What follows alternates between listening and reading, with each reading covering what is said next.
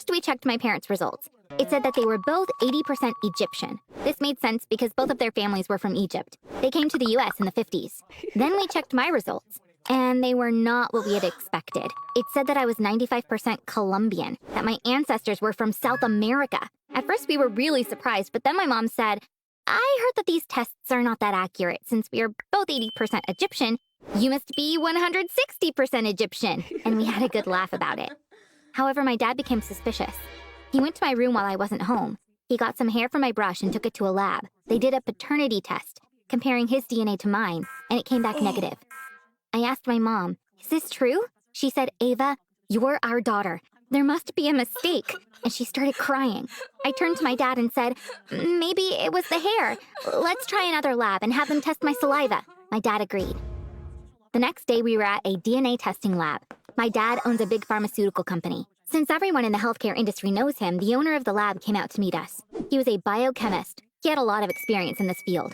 Could we get a saliva sample from the mother as well? We could get to the bottom of this if we compare all of your DNA, he suggested. Testing my mom's DNA turned out to be the key to the whole mystery. The test confirmed that my dad wasn't my father, but we discovered something else. My mom wasn't my mother either. There was only one explanation for this. I must have been switched at birth with another baby.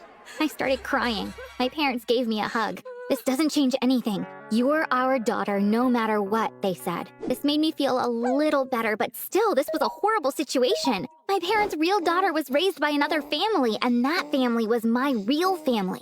We are one of the richest families in the state. My mom has sat on the board of a nonprofit for years. They build schools in disadvantaged neighborhoods. When she was 8 months pregnant, she was visiting a construction site when she suddenly started getting contractions. It was still 3 weeks before her due date, but for some reason, the baby had decided to arrive early. They took my mom to the nearest hospital. In that underprivileged neighborhood, the conditions at the hospital were pretty awful, but there was nothing to do since labor had already begun. Thankfully, everything went well. One of the nurses told my mom that it was a girl and asked, "What are you going to name her?" My mom said, Ava.